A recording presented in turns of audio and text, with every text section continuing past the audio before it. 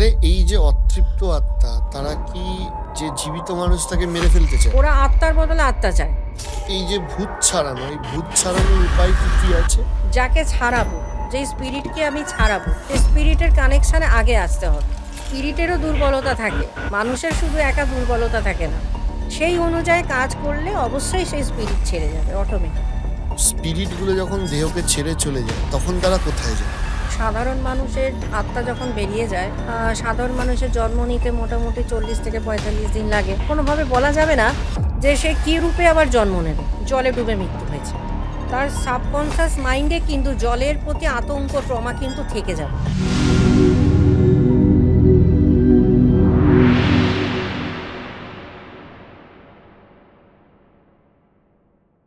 তাহলে এই যে অতৃপ্ত আত্মা তারা কি যে জীবিত মানুষটাকে মেরে ফেলতে চায়? হ্যাঁ, কারণ কেন? ওরা ওরা ওরা আত্মার বদলে আত্মা চায়।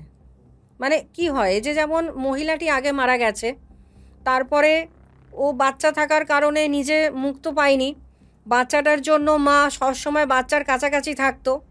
এবার বাচ্চাটাকে যখন নাকি স্কুল থেকে ওরকম করা হয়েছিল, বাড়ির লোক যখন নাকি স্কুল ছাড়িয়ে দিল, তখন ন্যাচারালি একটা মা ছাড়া বাচ্চা। এবার যখন মা দেখছে যে আমার বাচ্চা সেভ নয় এদের কাছে, তখন ছোট বাচ্চা একে ও খাদে ফেলে দিয়ে নিয়ে নিল নিজের কাছে। তো ও এখন শান্তি, মানে আমার ছেলে এখন আমার কাছে আছে। এবার ও যেহেতু বাচ্চাকে বড় করতে পারেনি, বা ওর বাচ্চাকে যেহেতু মারতে হয়েছিল, বাচ্চা এখন ওর কাছে আছে, ও এখন মানে এতটাই মানে মানে রেগে থাকে যে কোনো রকম নবদম্পতি বা এই ধরনের কাউকে যদি দেখে যে কেউ কনসিভ করতে চায় বা কেউ কনসিভ করে আছে, তখন তাকে টার্গেট করে। ওখানে গেলে তাকেও মেরে ফেলতে চায়? তাকেও মেরে ফেলতে চায়। তো এগুলো স্পিরিটের তো মানে এই একটা। এই যে ভূত ছাড়ানো, এই ভূত ছাড়ানোর উপায় কি কি আছে? ভূত ছাড়ানো উপায় করতে গেলে আগে যাকে ছাড়াবো, যেই স্পিরিটকে আমি ছাড়াবো, সেই স্পিরিটের কানেকশানে আগে আসতে হবে। এটা হচ্ছে নাম্বার 1। দ্বিতীয় স্টেপ হচ্ছে, নাম্বার 2 হচ্ছে ওর থেকেই আমাকে জিজ্ঞাসা করতে হবে যে ওর যে আজকের যে এই যে আত্মারূপে যে আজকে ঘুরে বেড়াচ্ছে সূক্ষ্ম শরীরে, এইটার কারণটা কি।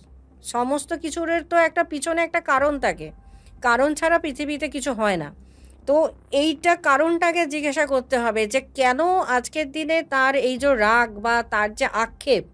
আত্মারও তো এই যে আমরা কি করি, আমরা জীবিত মানুষের সম্বন্ধে জানতে পারি, কারণ একটা জীবিত মানুষ খুব ভালোভাবে নিজের সমস্ত মনের ইচ্ছা জানাতে পারে যে আমি এটা খেতে চাই, বা আমি অমুক জায়গায় যেতে চাই, বা আমার ওই কাজটা এখনও অসম্পূর্ণ আছে, সেটা আমাকে গিয়ে করতে হবে। এবার স্পিরিট যখন হয়ে যায়, সে তো আর তখন মানুষকে এরকমভাবে এসে বোঝাতে পারে না, বা কোনো মানুষ তো তার কানেকশানে আসবে না যে আমাকে তোমার বলো, তোমার দুঃখের কারণ বলো। এটা কোনো মানুষই শুনতে চাইবে না। তো ভূত নিশ্চয়ই ভূতকে গিয়ে বলবে না। তখন ওরা কি করে, ওরাও কিন্তু কাউকে খোঁজে হেল্পের জন্য। ওরাও কিন্তু মুক্তি পেতে চায়, এমন না যে ওরা মুক্তি পেতে চায় না, কিন্তু ওদের যে কথা, মানে ওদের যে কথা সেটা বোঝবার মতন ওরা মানুষ চায়, যে আমার এটা বুঝুক, যে আমার কষ্টটা কোথায় সেটা আগে বুঝুক। যতক্ষণ ওরা বোঝাতে না পারবে ততক্ষণ কিন্তু ওদের মন থেকে রাগটাও যাবে না। এইবার আমি যদি কোনো স্পিরিটকে ছাড়ালাম, এই যে কারণ আমি যখন জেনে নিলাম যে আজকে এই কারণে ওর মধ্যে একটা রাগ আছে, আমাকে কারণটা বলে দিয়েছে।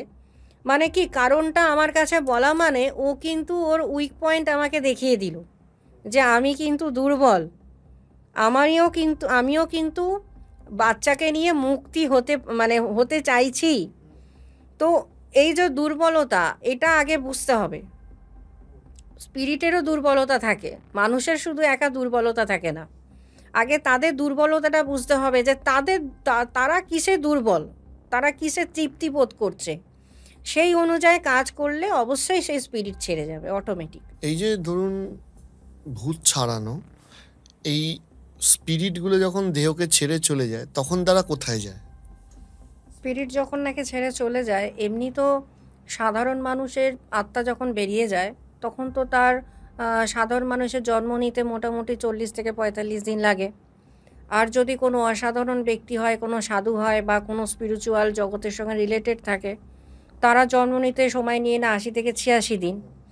এইবার যারা স্পিরিট থাকে, যারা মুক্ত হয়ে গেল, এইবার তার নেক্সট তার যে পরের জন্ম সেটা নির্ধারণ হবে তার কর্মের ওপর, যে সে জীবিতকালীন তার কর্মটা কেমন ছিল তার ওপর এবার নির্ধারণ হবে। সে মানুষজনিতও যেতে পারে, সে পশুজনিতও যেতে পারে, সে পাখিও হতে পারে, সে কীটপতঙ্গ হতে পারে। এটা এটা বলা এটা কোনোভাবে বলা যাবে না যে সে কী রূপে আবার জন্ম নেবে। আচ্ছা। যদি কোনো কারণে পরের জীবনেও মানুষ রূপে জন্ম নিয়ে নিল, হয়তো দেখা গেল যে স্পিরিট এতদিন মুক্ত হয়নি, সে মুক্ত নিল, সে মুক্তি পেয়ে গেল, তারপর সে জন্মগ্রহণ করলো, আবার মানুষ রূপেই জন্মগ্রহণ করলো। তার মানে বুঝতে হবে সে স্পিরিটের বেঁচে থাকাকালীন অনেক ভালো ভালো কাজ, অনেক ভালো কর্ম করেছে, যার কারণে পরের জীবনে আবার সে মনুষ্য জনিতে এসছে। কিন্তু তার মধ্যে কিন্তু ক্রমা কিন্তু থেকে যাবে। যেমন সুইসাইড করা, হয়তো দেখা গেল তার আগের জীবনে কোনো রকমভাবে জলে ডুবে মৃত্যু হয়েছে। ও যখন পরের জন্ম নেবে তার সাবকনসিয়াস মাইন্ডে কিন্তু জলের প্রতি আতঙ্ক, ট্রমা কিন্তু থেকে যাবে। আচ্ছা। সে হয়তো বুঝতে পারবে না, সে হয়তো ঘটনাটা মনে করতে পারবে না, কিন্তু অটোমেটিক দূর থেকে হয়তো কোনো পুকুর দেখবেন, দূর থেকে হয়তো কোনো নদী, বা দূর থেকে হয়তো কোনো সমুদ্র, না বাবা আমি ওখানে যাব না, আমার জল দেখলে হেভি ভয় লাগে। এই যে ভয় মানে ট্রমাটা ওর কিন্তু পরের জন্মেও যায়নি। আবার দেখা গেছে যে আগের জীবনে হয়তো কেউ হয়তো মার্ডার করে হয়তো মৃত্যু হয়েছে, কাউকে হয়তো মেরে দেওয়া হয়েছে। সে কি করবে, সে হয়তো দেখা গেল আবার এরকম মনুষ্যজনিত জন্মগ্রহণ করেছে। ও কি করবে, এরকম রক্ত বা মারামারি দেখলে কিন্তু একটা মানে ওর মধ্যে একটা ফোবিয়া হতে থাকবে, যে একটা আতঙ্ক। ও মনে করবে আমাকেই মনে হয় মেরে ফেলছে। ও তখন এই সমস্ত মানে রক্ত মারামারি এটাও তখন নিতে পারবে না, কারণ ওর মৃত্যুটা ঘটেছে ওই কারণে।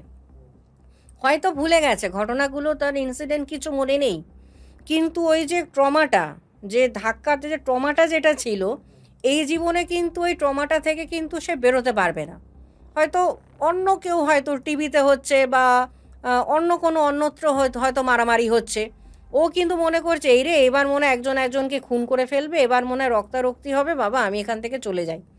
ওই দেখেই দেখা গেল শরীর খারাপ হয়ে পড়ছে। তো এই ট্রমা জিনিসটা কিন্তু থেকে যাবে। আগের জন্মে হয়তো দেখা গেল কারো আগুনে পুড়ে মৃত্যু হয়েছে, গায়ে হয়তো আগুন লেগে গেছে, বা কেউ হয়তো আগুন লাগিয়ে দিয়েছে।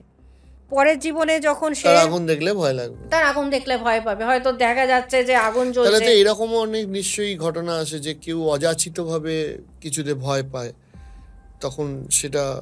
না, অযাচিতভাবে ভয় পাওয়াটা যায় সেটা না, কিন্তু মানে বেশিরভাগ এটা হয়ে থাকে এটা যে কি বোঝা যায় পরবর্তীকালে? হ্যাঁ, কারণ একটা এমনি ভয় লাগা, যে আমার না ওই জিনিসটা ভয় লাগে, সেটা একরকম, কিন্তু সেই জিনিসটাকে দেখে আমি অসুস্থ হয়ে পড়ছি।